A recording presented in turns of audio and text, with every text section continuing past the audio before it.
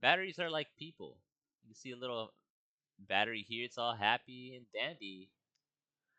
They're happy when they're not too hot. Batteries could tend to give off gases and do other things if they get too hot. And they're not too happy if they get too cold either. There's a buildup of internal resistance, and the ions can't transport well enough inside of them. And kind of like people, if they get too hot, they could get dehydrated. If it's too cold, then their muscles aren't warmed enough up enough. They can't really do much. And also, batteries are like people in that it's difficult making them useful, right?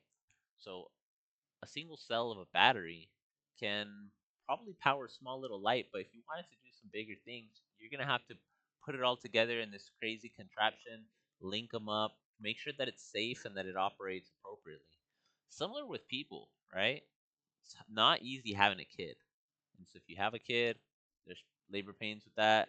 I'm not gonna go into detail about that, but um, to teach them to do stuff for you or with you, it's kind of hard. You got to teach them, struggle uh, with math. Math is math, right?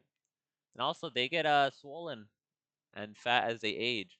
So battery cells they tend to kind of actually puff up a little bit due to buildup in what's known as a solid electrolyte interface inside of it, and also gases form, which kind of could make some of these cells puff up.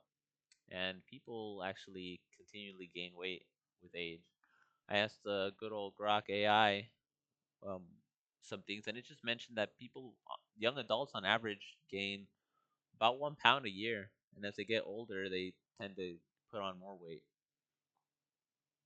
And last but not least, if you poke them hard enough,